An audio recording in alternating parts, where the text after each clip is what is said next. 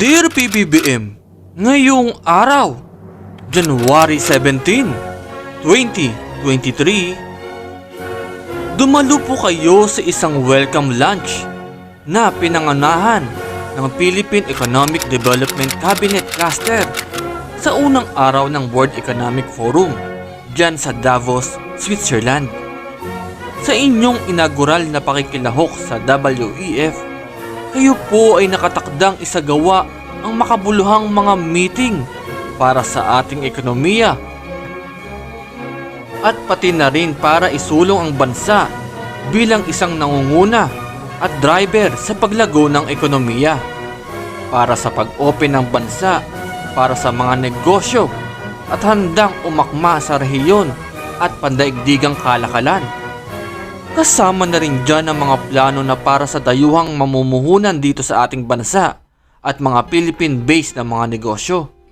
Inaasahan ng inyong gobyerno ang malakas na full-year gross domestic product o yung GDP growth para sa 2022 na mas mabilis kaysa sa target nitong paglago na 6.5 hanggang 7.5%. Kasama po ninyo sina House Speaker Ferdinand Martin Romualdez, dating Pangulo at kasalukuyang Deputy Speaker Gloria Macapagal Arroyo, Senator Mark Villar, Representative Ferdinand Marcos III, Representative Bieda Mari Romualdez, Trade Secretary Alfredo Pascual, Socio-Economic Planning Secretary Arsenio Balisacan, Special Assistant to the President Antonio Lagdameo Jr. at Transportation Secretary Jaime Bautista. Halika, ating pakinggan ang kanilang talakayan. Marami pong salamat. Perfect for the times. Will geopolitics finally kill off globalization? Well, it is something that really needs to be thought about because there are such contrary forces that we feel in both in the geopolitical sphere, but also in the economic/trade sphere. Now, I think what happened, especially I'll use the Philippines as an example, is that what happened during the pandemic is that we were brought back with a hard thud to basics, and so we have decided that we have to strengthen our own local economy to be able to withstand shocks such as the pandemic, such as Ukraine, in the future. And there is an element, there is a tendency of protectionism in that, because we take care first of our own businesses. We take care first of our own industries. We take care first of our own economy. But but there is the contrary force to that, is that the very clear understanding and assumption by everyone who thinks about these things that trade is the key to wealth for any country. No country grew wealthy without a very strong trade relationship, not only with one or two other countries, but with the rest of the world. In terms of geopolitics, your remarks, Mr. Chipman, in that we all desire, especially, let us say, around the South China Sea, we all desire a more multipolar. However, the forces of us going back to that Cold War type of scenario where you have to choose one side or the other are strong. And when I speak to the other ASEAN, APEC members and the other leaders, and I ask them, and they ask me, do you feel it, that you must choose? And I say, yes, don't you?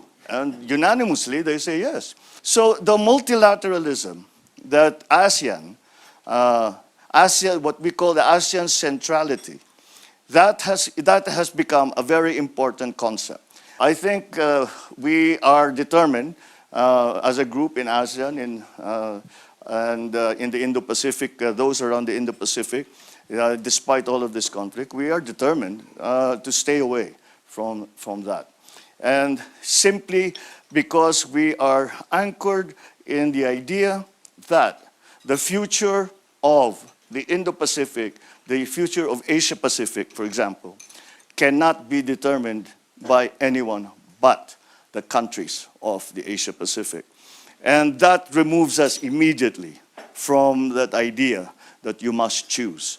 We choose. our friends. We choose our neighbors. That's the choice that we have made.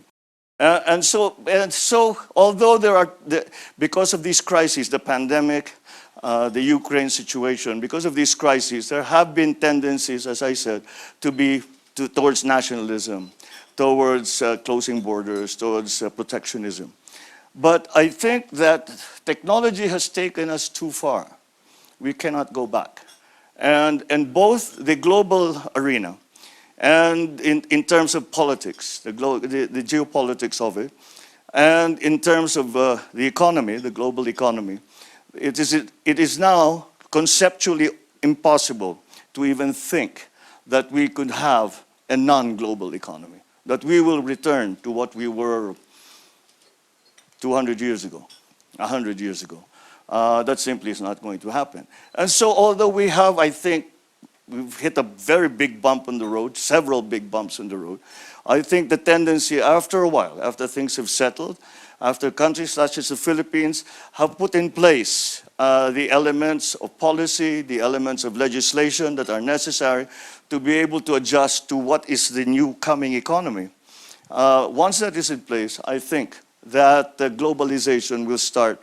We will start to return to that tendency of globalization.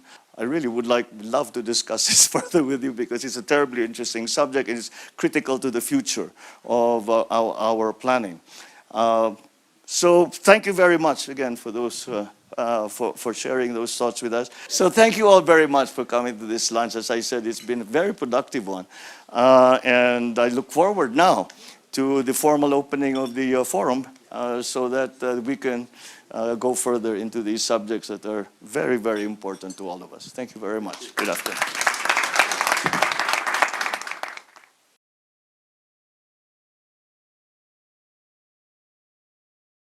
Salamat po sa panonood.